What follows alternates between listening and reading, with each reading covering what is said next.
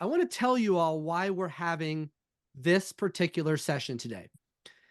Snappy Kraken does a lot of research. We work with over 6,000 advisors. We see marketing campaigns all over the country.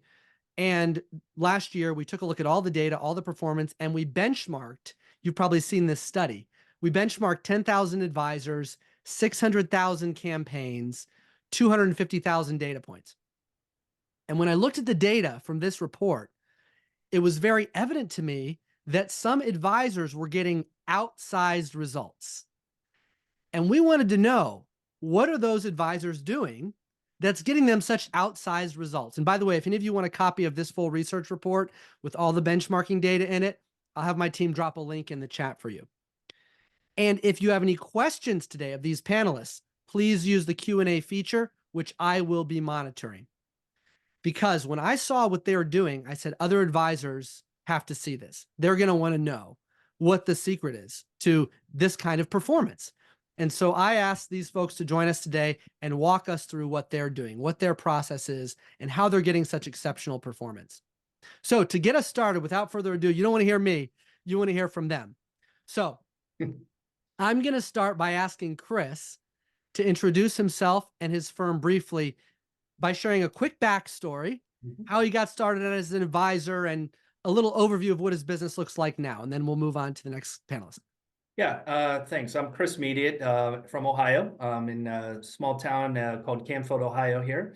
I have been in practice in October. This will be my 30th year in business. And so to give you a little background where I started, I think, I mentioned to Robert, as we first talked, I would basically do my practice taking anything that was moving. And so I started with just taking any client that I possibly could. And then almost basically as I went through business, now imagine married, I'm also going to be celebrating my 30th year of marriage in July.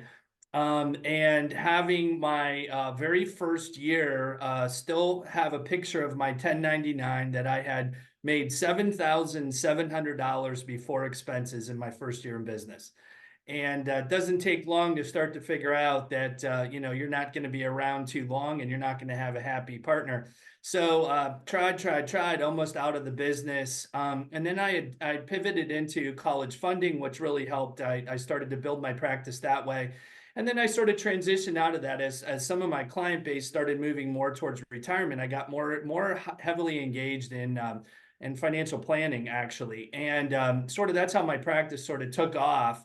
But it took, I don't want to get into details, it took a little tragic event about 10 years ago to put my big boy pants back on and really start getting into marketing. And so really trial and error and seminars and dinner seminars, and that's pretty much all I did.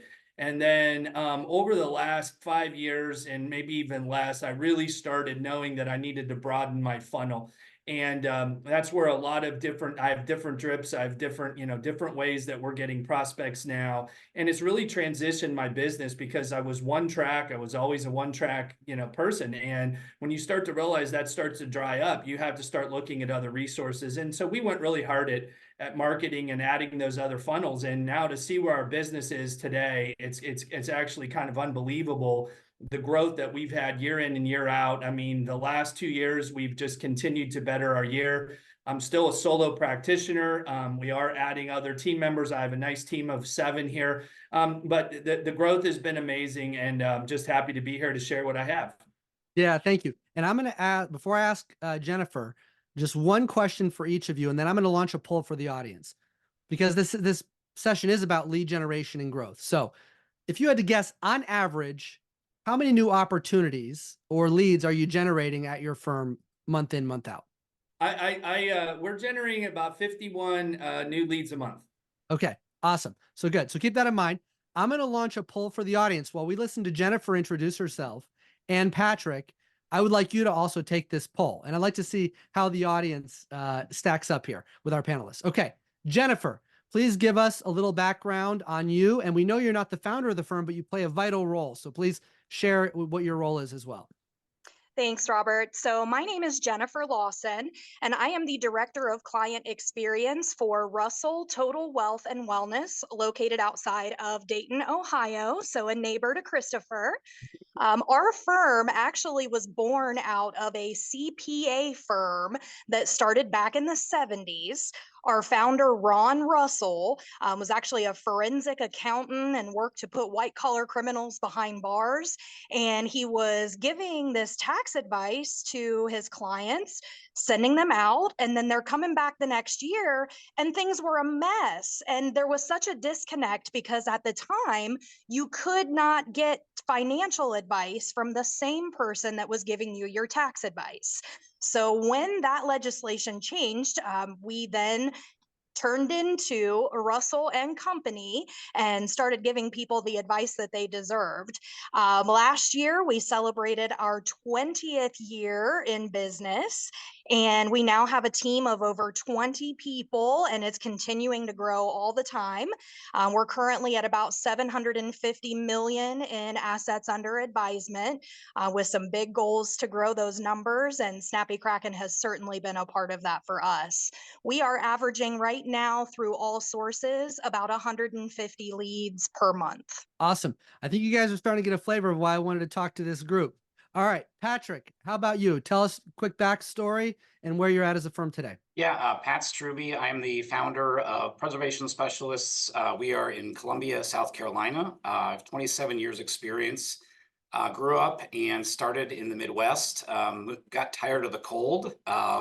So left. I wasn't in Ohio, believe it or not. And I was in Indiana and Chicago and moved down here 20 years ago. So this is our 20-year anniversary as a firm. I was very blessed and fortunate to kind of have mentors that focused on the retirement market. So what we've been doing that for 20 years here.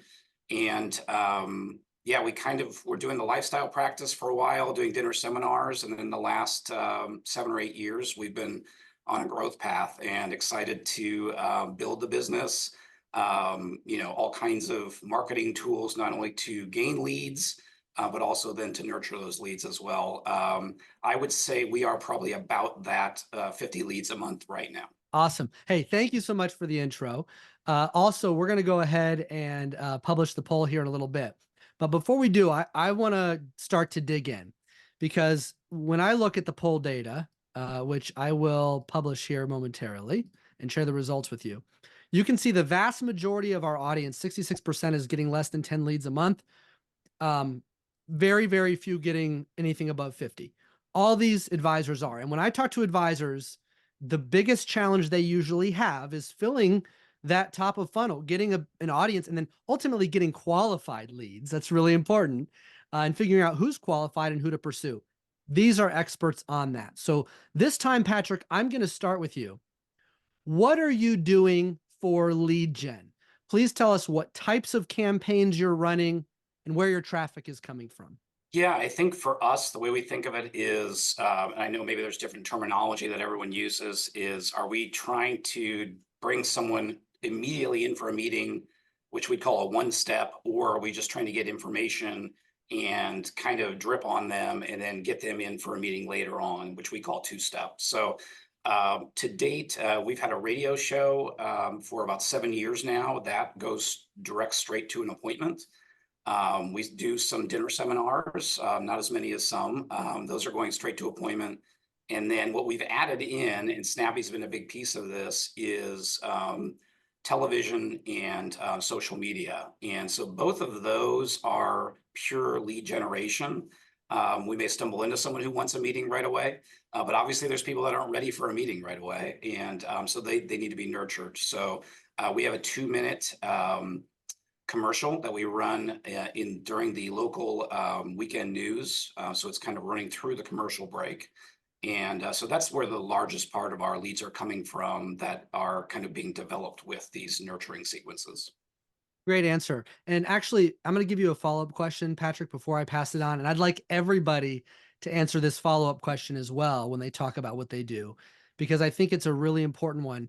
Kimberly, who's a participant here, she asked about total leads versus qualified leads, because nobody wants a bunch of waste. And if you're spending money on TV and radio, and not every lead is going to be qualified, that. So if you could just follow up with, how do you separate the wheat from the chaff? Yeah, this was another advisor I learned from. What we do as soon as we receive a lead is we ask them two questions: if they've saved at least $250,000 for retirement, and then if they are planning to or expecting to retire within 5 years. Those are our two numbers to know that someone would be serious and be a good fit for us. That's great. Killer. Thank you. All right, I'm going to pass it off to you now, Jennifer. Tell us, what are you currently doing for lead gen? What types of campaigns, what traffic sources, and then, of course, that follow-up. How do you sort through all the volume? Yeah, so we've had two game changers in 2024. One out of the two we started last year, and that was utilizing a call service for some of those leads that maybe are not our avatar client. So I kind of broke it down into the buckets where if we're looking at savings of 250 to 500, all the way up to those 5 million plus clients. And we have kind of a guide that we use for where they fall and how they're handled with follow-up.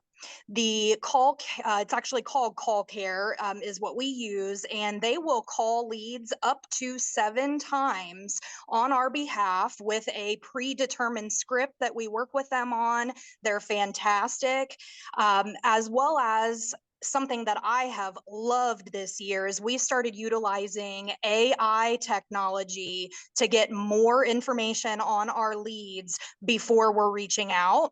So that really helps us to narrow down that funnel of who's qualified, who's not.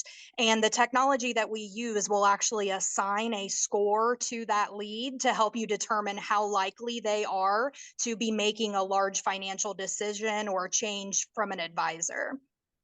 Hey, Jennifer, that's awesome. And I just want to clarify, I believe that technology you use, that AI technology, somebody's going to ask anyway.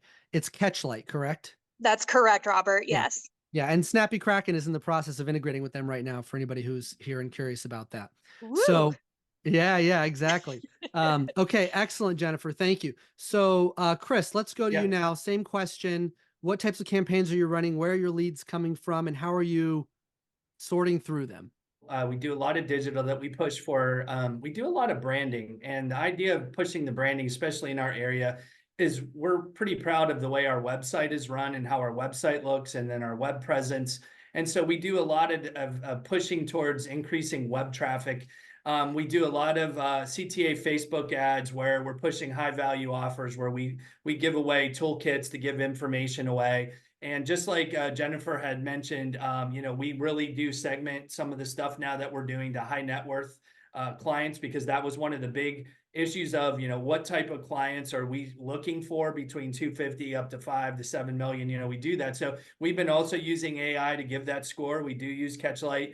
That has been a huge difference maker for us too, as far as narrowing down whether, it's not quite needs our focus or maybe needs a little bit more attention than the other ones. And so that's really helped. And I've also been doing a lot of TV. So I do a lot of TV spots. I do 5 total paid on 2 local stations that we have, two networks that we're doing. I'm also doing half-hour TV shows. So I do a lot of 2 minutes that, like Patrick had said, is in between our local news, and I do that on the weekends. But then I also have a half-hour show, and I've been fortunate enough to be asked consistently back on our local news to do free media, actually, just because they felt I've done a good job. And then we've, what we do is we kind of push people to call or text to an 800 number that's kind of flashed on there. And then we have a web offer that says mediateoffers.com, so they could fill their info out there, and it's got the qualifying questions that they put out there before receiving the toolkits, like, net worth that, each person here has mentioned. So we do use that net worth as far as, what we're looking for as far as kind of segmenting our clients and who's going to get most of the contact. Yeah, I love it. By the way, follow-up question for you, Christopher. Yeah. Somebody on the call, Allison, she said they've tried CTA Facebook ads, but all the leads they've gotten have been unqualified. Do you have any quick tips you could share?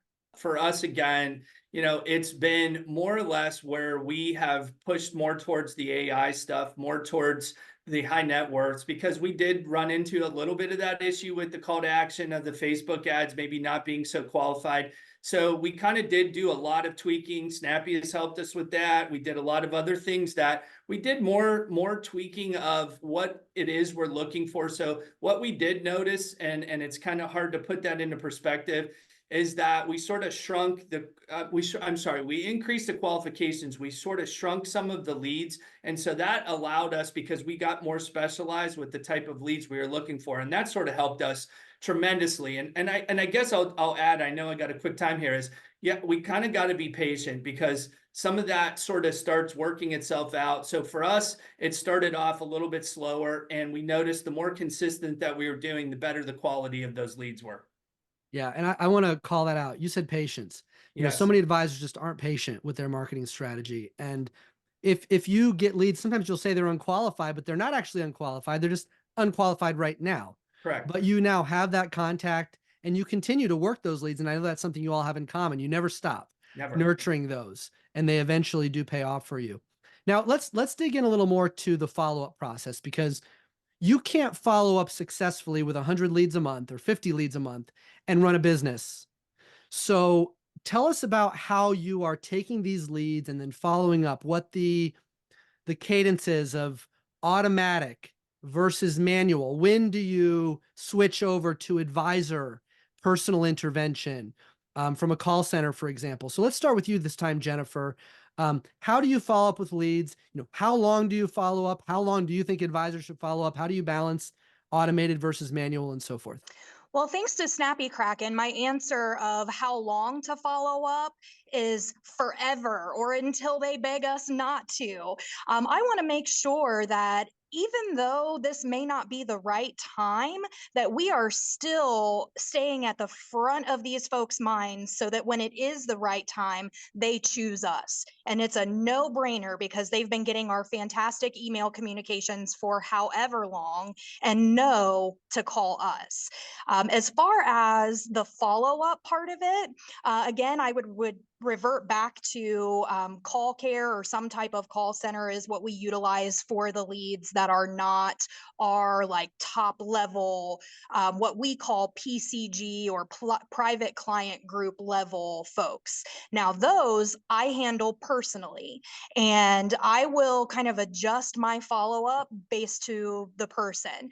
But really what I've found success in, because like Patrick and Christopher, we are also doing the TV commercials and things like that. But my secret sauce there was instantly getting them added into Snappy Kraken and starting to love on them there, but also inviting that lead to a live event or a seminar style event. So really kind of the cross pollination of our different leads is what's really nice. Expose them to other things that we're doing. Maybe I send a link to a radio show to a TV lead. If it was a social security topic, for example, on TV, and we got a lot of response, I might send them a radio show link about social security and just continue the conversation. And as far as when it goes to an advisor, I think once we've reached the point that they are going from cold to warm to hot, once we get to that hot point is where I'm going to get either a call or something on their calendar. But driving qualified leads to live events is something that I prefer, so that we kind of have an opportunity to meet them and feel them out, and vice versa. I love this. I hope everybody's listening, because this is, I mean, I talk about this stuff, but hearing it straight from the horse's mouth is amazing, because you're not doing just one thing. You're calling them. You've got an outsourced service to call them 7 times. You're inviting them to other things you're doing. You're adding them to your nurturing system. I mean, it's not just a one and done. And I think you're really proving that out. And, you know, let's hear from you now, Christopher, on this point. You know, what are you doing for following up with leads, and how do you balance automated and manual and so forth? Yeah, I mean, my son runs our marketing here, so he's kind of like that's what he does. So he kind of put some notes here. So we do a lot of automated. We use Snappy for that same thing. So like Jennifer was pointing out, one of the things that I hope everybody is gathering, there's different ways that we're consistently reaching. So like when they sign up for a toolkit, they receive a digital version of the toolkit. They're automatically placed in a 3-email follow-up drip campaign that we do weekly. We have call care, so we do the same thing. They reach out at least 7 different times to go through that. Then they're manually dropped into our monthly visual insight newsletter, which focuses on like, financial topic, and then monthly topical lead gen campaigns, and encourages, either a 15-minute phone call with me. We also receive the event invites via email. So just like Jennifer was saying, they were pushing into live events. That's the big thing that we do, because I do a lot of the talking, and we do monthly, what we call, we do a coffee with Chris and a cocktails with Chris, which goes over quarterly. And then we do their lunch and dinner. We do like I lost my train of thought, but anyway, we do All right, you're doing monthly things where we're inviting them on a topic, so they have the opportunity to come in here to, again, kind of do it where it's a warming sense, where there's no pressure, there's no talking. We feed them food, and we give them some drinks if they want, and so they're going to hear us talk about a topic. So we're kind of leading them. And just like Jennifer said, it's a constant touch. And so we know that once that list is, as soon as we get it, they are populated and they are automated. I mean, so a manual follow-up really from our office is just kind of done, I guess, to the point of, we would say we use more call care. And sometimes my son will get involved and like ask them if they had any questions, so we want them, again, feeling very comfortable with the way we're doing, and we do it in a much more passive, nurturing approach. And that's what again, the whole idea is, either they go for an appointment, maybe they want a 15-minute phone call with me, or they're going to come in and listen to me talk on a live event. I love it. I want an invite to cocktails with Chris, please. Me too. One thing I would love to add here that Snappy Kraken really stepped in and helped with on this is, once I identified that kind of getting people to that live event was a success factor, I used the AI email builder within Snappy Kraken to be able to build out my own campaign to invite them to that live event. It saved me the time of having to send individual emails to those folks, and kind of copy paste and have something that's right there in Snappy to add them to that campaign. And then also to be able to see the analytics afterwards of who opened the email, who actually clicked as though they were interested, because maybe they didn't register for the event, but because I have that data from Snappy, now I know that they really are interested, and I should follow up with them about a future event. Good point. Yeah, sweet. That's a great use case. Thank you, Jennifer. By the Patrick, way, I think you've heard the question. Oh, I didn't mean go to ahead, Chris. interrupt. I couldn't think of the name we do. It's called Food for Thought. My wife would kill. That's good. I like it. I like the cat. You guys got the naming thing down. You're nailing it. So Patrick, you've heard the question. How would you answer? Yeah, I went to a conference in 2003, because I'm that old, and it was by Dan Kennedy. He's an old marketing guy, and I was in a small coaching group of his at one point with financial advisors, and it blew his mind that we would do dinner seminars and bring on clients and then take all these other people and ignore them forever. And he's saying, you have any idea you've brought these people to a live event, they've listened to you, and they may have even had interest in talking with you, and then you just move on to the next seminar. And so for most of my career, I was trying to figure out, how do I build that long tail of continuing to find these people? Because we all know, someone calls us and says, hey, I just got laid off, or I just inherited this money, I want to meet with you. But you have all these other people who are not in that moment of their life, right? Like you mentioned, they may not be a qualified person right now. And so Snappy Kraken has been just massive for us, because I was trying to figure out how to do that before I knew you existed, and it was so painful. So I echo what Chris and Jennifer are saying. We do very much so many of the same things. What has really worked well for us is we have a 7 email follow-up that we have built into Snappy Kraken. And that it's exactly kind of what they've already mentioned, but each one of those is trying to target something different, because we know each everyone wants to learn in different ways. So one of them is to a live event. One of them is to a meeting with an advisor. One of them is to our YouTube channel. One of them is to my radio show, to the podcast, to the Facebook. So I've written 2 books. Wow. One of them is to the book. So it's just trying to catch them, you know what I mean? Because everyone's busy, and maybe they're not even going to read all those, but a lot of people do. And so you're just trying to get that person at the right place in the area that they want to get. And just by building in that diversity, that's been really a huge help for us. That's a great idea. So I want to make sure I heard that right. So you actually have all these different components of your value prop. Chris does too, right? There's coffee, there's cocktails, right? There's food for thought. Okay. So you've got all these different things built in. Patrick, you basically put each of those things into a separate communication in a sequence. So everybody's getting all those in front of them over time. Exactly right. And, Yeah, and we're always great. amazed at, I think you think life is going to be simple and, oh, all the millionaires are going to want to come from this one place or whatever. Right. And that's just not life. Like someone who's very successful may want to come to a dinner seminar. Someone may want to listen to a podcast. Someone may want to read your book. And by giving them whatever options you have, whatever collateral you have, or wherever you're putting it out there, let them know those options exist. And yeah, that was the goal that we had when we built out the follow-up. Man, I'm a marketer. I don't even have that at my company. I better hope my marketing team's listening here. good That's a great idea. Okay, so hey, side question here related to this, and I don't know if the answer is yes, but I do want to ask it. Somebody asked if you guys, any of you, are using any hyper local strategies, like organically in your local market, because I think they're hearing you talk about TV and radio, and I think they're thinking bigger. And we'll talk about measuring and costs in a minute. But are these any of these you consider to be really localized strategies? And if so, can you talk about that? Chris, go ahead. Yeah, my TV's all local. Just all our local stations, and everything that we advertise is that we're local. We're from here, we're here. So on all my segments, everything is geared to being where we are. Anything on Google that you do for local, SEO or, local search or anything like that? We do. Yep. So we use SEO. That's a big strategy that we have, so that when people are searching, Google reviews, find, best financial plan, or, best advisor near me. And so we've been, because of the way our reviews are, so that's helped us. So we're kind of at that top list.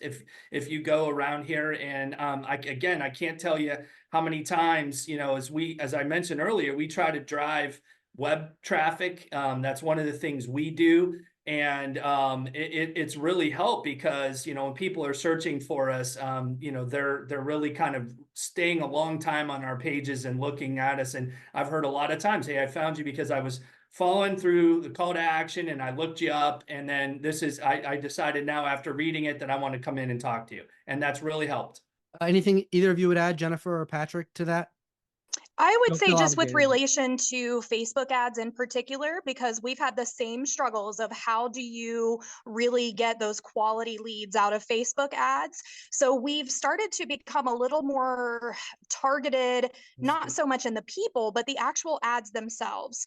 For example, we've set up series of Facebook ads based on the large employers in the area. We're maybe 5 miles away from a large Air Force base. So we did a series of Facebook ads that were all very military looking, in the font and the style, so that it may speak to those people. There are some other large, like, industry employers, so that you kind of custom tailor those ads to the person that you want to see it, and hopefully respond, versus just general ads to reach the whole mass public. Let's shift gears a little bit to costs and budget and measuring success, because a lot of the questions that are coming in are about that. And I think when people hear things like TV and radio, they just ka-ching, ka-ching, and now you're paying a call center, ka-ching, ka-ching, and it gets expensive. So I'd like to hear from each of you on, how you measure success, how you budget this type of thing, make sure you're not wasting money. Even as much as you're willing to share about cost per lead or cost per channel, anything you can share along these lines. So I'd like to start with you this time, Patrick. How are you measuring success? How are you budgeting? What are you tracking? How do you think about cost per lead and so on? Yeah, I would start with that. Again, to me, and I don't know if everyone else thinks of it this way, but I think the one step versus two step is really important. So if I'm doing a dinner seminar, I'm already spending an hour with those people. So I'm trying to drive them to a meeting with myself or another advisor in my office.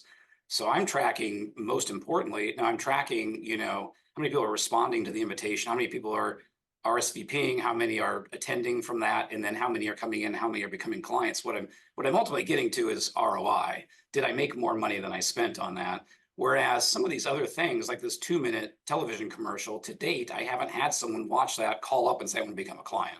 You know, it's a nurturing process. And so that's a very different track to me. What I'm trying to find out is which of those topics are garnering more interest, garnering more leads, and then how are we using Snappy Kraken to nurture those leads, and at what points are we getting interaction? Are we getting them in for a meeting? So and to me, what I'd love to have as a mature business is I want to do things that are going to get me return on investment immediately. But what I really want to build is that long tail of all of these leads. We joke around my office about, you know, they say, how many dinner seminars do you want to do? I call that my manual labor. You know, I mean, praise the Lord, I'm not out digging ditches or anything like that, but working into the evening, I got 2 little girls, that's work. Whereas if I've got, you know, someone handling Snappy Kraken for me and pressing a button and thousands of emails are going out and all these things are happening, that's what gets me excited. So I don't know if that answers the question, but I think it is something certainly when you're thinking about you know, television and radio, that your market size matters for those types of things. I'm fortunate I've got a market where those fit for my budget. So you have to look at those types of things as well. But yeah, having smart technology and smart partners like Snappy Kraken is really an important piece, finding those ones that fit for what you're trying to accomplish. Patrick, a follow-up question for you, because you mentioned a few different channels. Somebody's asking about who you use for seminars. We're using Leading Response for our mailings right now. They've been an awesome partner. I know other advisors that have used others that they love. So, you know, once you've been in business for a while, you know it's painful to bounce around. So what you really want to do is you want to find someone that you build a relationship with and that you trust. Yeah. So my key takeaway here was you're primarily measuring ROI, but you also recognize that not everything has a direct connection to ROI. And it's an expense, but it's creating exposure in your market, and it has intrinsic value and supports other initiatives. So you still invest in those areas. Did I get that right? I think so. I'd say it doesn't have immediate ROI. You know, I'm There you doing go. it because I think it's going to come around eventually, right? Yeah. Yeah, but Good absolutely. point. Well, that willingness to invest in your business is a key component of successful entrepreneurs. So I respect that. So let's go with you now, Christopher. How about you? You know, how do you think about success? Make sure you're not wasting money, ROI, cost per lead, things like that. Yeah, we figured, so our cost per leads for digital, it's about $14 per lead, and TV. So, you know, as I led on, we talk about, you know, TV and ROI, and as he mentioned, how do you measure? And so just to give you a little backstory, I think this will be my third, maybe towards the end of my second, going on my third year of like having where I'm doing more of the commercials, more of the TV exposure. And so, you know, we talk about being patient and being willing to spend money. You know, that was kind of the thing. One of the greatest advice that came to me was when you're doing TV or you're doing some of this stuff, you know, as I mentioned before, you have to be patient. You have to give yourself the willingness to spend money for at least a year. And I know that gets scary to some people, but as Patrick had alluded to, a lot of this nurturing, a lot of this stuff takes time. And when you're building your brand and you're sending and the message that you consistently send, you know, educational or financial plan, you know, doing a financial plan and you having a message for yourself. And that takes a little bit of time to catch on. And so what we started noticing, and you know, Patrick had mentioned, you know, TV at first, we got leads and actually appointments relatively quickly, as opposed to Facebook. Facebook took us a little while to go, and we noticed that some of our Facebook leads weren't as good as our TV leads. But as that continued to build and build, we noticed more and more people were coming from TV. So when someone says, you know, how do you measure ROI? Or how do you measure the cost, whether it's working, you know, whether you're doing, we started to notice the level of client that we were getting was significantly different over the last 2 years of us doing TV. And then we started to, as somebody would call in, we'd be like, where did you come from? You know, where, so we do a lot of those qualifying questions, and we started, you know, I found you on TV. So obviously they come in, they make an appointment, they said, hey, we saw you on TV. And I can't even begin to tell you how many millionaires that we had. And I'm not trying to brag. That's just where it came. We started to notice that the leads became bigger and bigger. Now, don't get me wrong. There's some in there that aren't quite as big, and they're sprinkled in.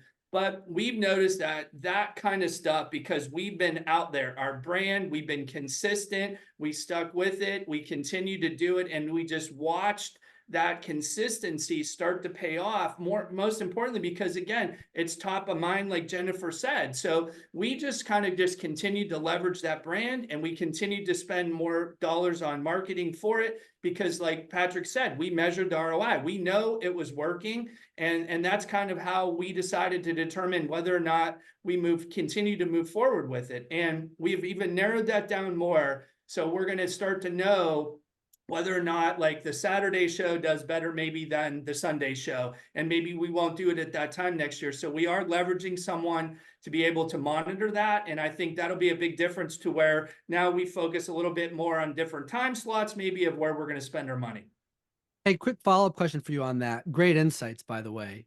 But how do you actually track what's coming from TV or radio, for example? You know, Patrick, you mentioned, how do you know where those leads are coming from? We ask. That's it. All right. We ask. Good. Hey, there you go. Yeah, I mean, first. now Snappy will, we'll get an update, hey, this one, because, a lot of times, like, somebody might have, just like, I guess to the point is, they request a toolkit. We know where they got the toolkit, right? If they requested, hey, I saw a Facebook lead, we do know. And when I say ask, a lot of that is automated, so we know where those are coming from. But again, if somebody decides to call in, we're going to say, hey, where did you hear from us? And so all of that, though, is a combination of, I guess we're asking, we're knowing where those come from. But because we're so automated, we could tell where those leads are filtering in, especially because of the way we do it. Yeah. Excellent. That's great. You guys are sharing solid gold here. Jennifer, how about you? So we're talking about how you measure success, how you measure ROI, cost per lead. What insights can you share with us? I would like to just add in that it's not cost per lead that we are necessarily concerned with. It's cost per quality lead. So that's what we're really looking at. And when we're talking about ROI, we're also having the conversation about how quickly can we get to profitability with whether it's TV, radio, what is that turnaround time? And it's our view that no matter what new funnel or bucket that we're trying out, we go into it knowing that we are going to invest at a minimum of 6 to 12 months for whatever it is. And at that point, at the end of that 6, 12, 18 months, whatever it is, if we've even broken even, we're happy, because that's something that obviously that process works. We just need to refine it and invest more to be seeing that profitability out of it. That's great. That's well put. It's exactly true. Yeah. Anything you'd add, Patrick? No, that's exactly how we feel. If we can break even on something and we're gathering new introductions, I mean, if you're going out there trying to help people and you want to be in business for a long time, you just want to have as many people with a positive exposure to you as possible. And then, like I said, we all have a life event that happens. I mean, we've had people that, call us up and say, I came to a seminar with Pat 12 years ago and I'm retiring. So here I am. I've been saying you're my advisor. And I'm thinking, I've never talked to you before. You know what I mean? So this is just a way to do that. Instead of one-to-one, you're doing it to, one to thousands potentially as you build your list of people that are interested. I'm going to try to keep moving because we've got so many questions, and just shift again to one of them here, which is about, mindset, right? So some of the people, I'm just going to read a few of the questions that kind of lump into this. If you were starting from scratch, building a new firm, knowing what you know now, what would you do differently? Or where would you begin? Or where would you focus the effort? And other questions are like, what are the biggest mistakes you've made with lead gen? What are the biggest misconceptions advisors have about lead gen? So I'd like to just gather some insight from you, and then we'll get back into some tactical things again. But let's talk about that. And we'll start with you this time first, Patrick. Advisor mindset about lead gen, mistakes you've made, lessons you've learned. Help us do better than maybe you did when you started out doing this, 10 years ago or whatever? Well, I hope this doesn't sound hypocritical, because I'm going to say that the biggest mistake that I see is there are ways to get a client and bring in a lot of revenue and then only be short-sighted. It's easy in our industry. You don't have to scrape and claw to get that person that's going to retire in 5 years or 10 years or anything like that. And so I think the biggest mistake most people have is we're way too short-sighted. We want instant gratification, like every other human being, obviously.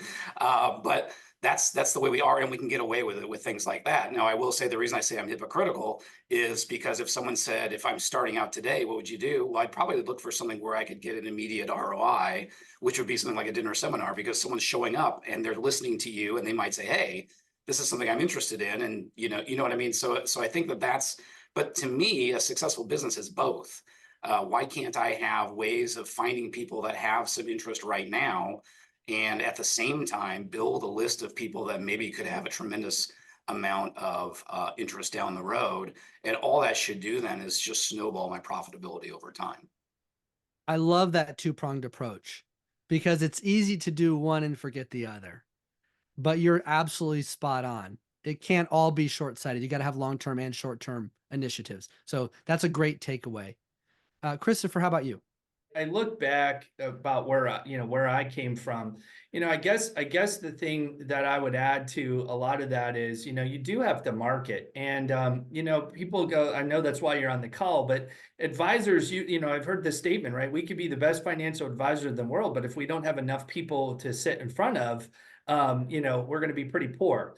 And I think, leaning on the tools that are out there today and the ability, I didn't have this, years ago. And I think now if I was starting over, I'd be more leaning on and using other services to get me off the ground, because it's what I don't know. So I'd be leaning more on experts than I did. I used to think I knew it all and, you could go do it. And obviously I didn't. I mean, I was failing miserably until I, kind of just started to say, look, I said, put my big boy pants on, start leaning on things, be committed to spending the money. I know that, like we said, if you're starting from scratch, maybe I don't have any money. So again, with Patrick, some of the things, we all did them. I did dinner seminars, I did things that I could say, look, I'm going to bet on myself today. I'm going to go in here and do that. But to also think the long-term thoughts is getting your name out there. Like branding was big for us, making sure you're involved in your community, start getting yourself out there. Those are free things, and start using some of that free publicity, different things like that you're able to do, but start leveraging yourself. So Mediate, build time over, give yourself some patience, but be committed to trying something for a long time. And that's how you're going to start measuring success, is saying, look, I got to give myself some time. So you want to be patient. And that's the best advice I could probably give. It's good advice. It's good advice. Jennifer? So I would say for a day one advisor, a mistake that we made was not putting the value on that digital gold mine, so to speak, that we are today. I wish that we would have had something like Snappy Kraken from day one, because we had this amazing, like 30-point drip system that almost exhausted me, but man, it was great. It was a combination of sending things in the mail, but I was just one person running this, and it was not scalable. Right. So Snappy Kraken really fills the gap there of building and nurturing that digital gold mine, like Chris and Patrick were saying, for the longevity of it, for those folks that aren't ready to, aren't raising their hand right now. As far as mistakes or mindset, I think that tracking is one of the most important things as well. The data and being able to review and know where we're at in success. We do a weekly scorecard that goes to our CEO, Rob Russell, and different members of the team in different departments report different data points. And we constantly have our finger on the pulse of what's working, what's not, what's pending, where are our leads coming from, where do we need to be putting our focus in. So definitely no slacking on the tracking, especially if you are a young firm. Implement it now, because it is so much easier to do it versus implementing something later when you've built up this huge client base. I think another thing that I would add in, just from what I've learned in working for this amazing firm, is be willing to fail. It is the tuition that you pay to get to that point. Not everything is going to work, and sometimes you have to fail in order to get to your successes. I'm putting that on a hat. No slacking on tracking. And then what is this? Failure is the tuition you have to pay. Like those are great Wow. sound bites. Those are I great. love it. I love it. I'm getting a lot of tactical questions in the feed, so I want to hit some of these because I think they're really, really good questions. And I don't remember who was talking about sending a toolkit. I'm sorry. Maybe it's more than one of you, but somebody mentioned sending out a toolkit. What is this toolkit you're talking about? Where did you get it? For our toolkit, we have our best-selling book. So there's a digital copy. You can get digital or physical versions. Side note, we only send this physical kit to well-qualified leads for cost purposes. But ours just has our most commonly requested white papers. So Social Security, estate planning, taxes, and then we also include a budget planning sheet. So budgeting for retirement, because that seems to really engage people when they, it's one thing to read a white paper, but when you're putting your own numbers on something, it's a great way to help identify those blind spots. And then we also developed something to go along with our book. It's called How to Retire in a Weekend. So the cover of the book shows this couple kind of riding off into the sunset, almost like you're taking a weekend road trip. So we came up with something called the Russell Retirement Roadmap, and it actually unfolds like an old school roadmap, and it follows along with the book on that 3-day journey of being burnt out to I'm out. So that's a great resource that we've gotten a lot of good feedback on. Okay, this is a great question because I saw heads nodding. That means you guys have toolkits too. Apparently somebody said it, but you've all got a toolkit. So let's just go around the room. So Chris, what's in your toolkit? Yeah, I mean, similar. We do a lot of white papers, call to actions for like information as far as, like a relevant topic. Just my son would be better at telling you what creates it, but we pull that from Advisors Excel. That's kind of who does our toolkit. But it's been a huge get for us because I don't know about you, I'm not a content creator at all. I would be the worst person at doing so. So I leverage someone to do it, but they've created the toolkit for us, and that's what we use. Wait, I love this strategy too you're all using, where you're generating a lot of leads, you're qualifying them. If they're not qualified now, you keep nurturing them. If they're qualified, you're investing more in them by Yes. sending them something tangible, Yes. which adds credibility and value, and also the reciprocity that creates. It's much easier to say, hey, let's talk, when somebody's holding a copy of your book. How about you, Patrick? Exactly the same as Chris and Jennifer. And one additional tip I'll add is I think there's value in the white papers, but those are not really something unique to me. If you have years ahead of you in this business, if you haven't written a book, I think that's an awesome piece because people can see it's yours. Mine's called Save Your Retirement from the seven villains of retirement. Save Your Retirement from Mass Destruction from the 7 retirement villains. And so it's more like a comic book kind of a look to it. And we get awesome feedback for that because people are just used to financial people being so stiff and boring. And so a lot of our first time people that come in remark on the fact that it was actually something financial that they could understand and that they were actually interested to read. So that's something unique to us. Anyone can, take your own personal twist on something like that, but just something that puts something out there and is attention grabbing is just another piece that's worked really well for us. Yeah, I just to add, I mean, she mentioned it. I just finished my book.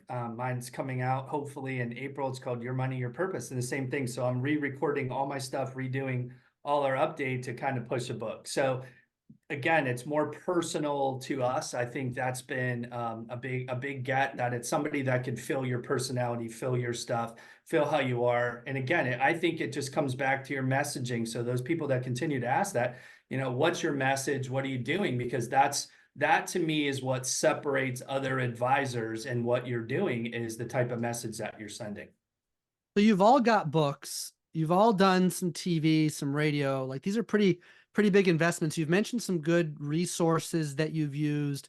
I didn't hear anybody say how you're handling the book thing, but I know book is a credibility booster. I've done 4 books myself. They've always been huge for my business. I used Advantage Media Group for my latest book. Who have you guys used for your book publishing efforts? Let's just get that out there because we're giving people as many takeaways as possible. Who's helping So you with we your book? worked with the books team through Advisors Excel. And Okay. I think it's important for maybe newer advisors or people that are not aware that you don't have to write your own book cover to cover. If you have a great idea or a theme for what, like, just like Patrick said, I wanted it to be a comic book theme. You can get with these groups and it's a few meetings and they will actually write the book essentially for you, and work together with you on that. So just in case anybody was trying to put a barrier in their mind of, I'm not a writer, I don't, that seems like a really involved process. I was really surprised and thrilled with how easy and how fast that process moved from idea to publishing. And a lot of times the companies that you work with also have the ability to help you market the book, to get it on Amazon, things like that. So definitely take the leap. If that's something that you're thinking about, it's not as hard as you think. A lot of folks asking about conversion rates and how you think about leads versus conversion rates. So leads, we're just going to say for the definition of this today, it's anybody new who opts in, you have their contact information, and now you have an opportunity to follow up with them. Is that a fair definition of a lead for this today? Okay. Conversion rate could mean a lot of things. For some people, it means an appointment. For some people, it means a client. How do you think about conversion rate? And why is that the most important conversion rate you think about? Can you shed any light on this? And maybe we'll start with you this time, Jennifer. Yeah, so as far as conversion rate, it's really difficult for me to put an actual number on that because, like Christopher and Patrick, there's so much cross branding that's going on. How do you really determine which bucket they came out of when they're mentioning that they saw you on TV and then they knew that that's the people from the radio, and then we get them to a live event. We do like to consider, like, what is the initial thing that made them take action. So even though they may have been familiar with us, maybe it was finally that one radio show is what made them call in and actually take action. As far as though when we're talking about success of campaigns and different things that we're running, we do look at how much business or revenue was generated from that to know if it's successful and something that we want to continue doing. So I know last year, the goal for our TV, for example, was we wanted to do, it was our first year doing it and we had no idea what to expect. So we just set kind of a goal of we wanted to do at least $5 million in new business. And we hit that. So we continued it and built upon it. So I'm sorry, I don't have a better answer as far It's as a good answer. conversion rates, because we Yep. just look at this so much differently than just a black and white number. There's so much more to it than that. I think it's really important to say that. I mean, there's a big difference between a single number and the actual return on your investment. And so that's a very valid approach. Absolutely. Patrick? Well, I'll start by saying I know some of my numbers very well, but some of them I think I might be slacking on my tracking. So I have to get that there. What I loved about your question is I think, I had a mentor that has really changed my business years ago.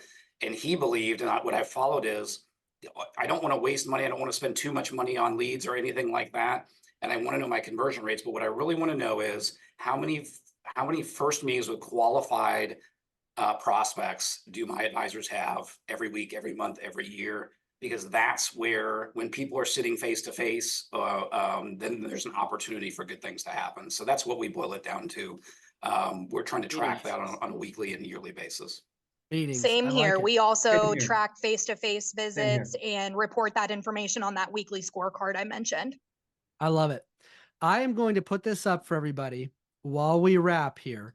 You heard a lot of resources mentioned, a lot of partnerships, a lot of tools. Nobody's getting it done with one thing. but I think you heard everybody also say, and I didn't ask them to say it, but that Snappy Kraken has been helpful to them. We would like you to try Snappy Kraken too. And we're doing a 90-day no risk offer for anybody on this webinar. You can scan the QR code. But I want to conclude by especially thanking our 3 panelists.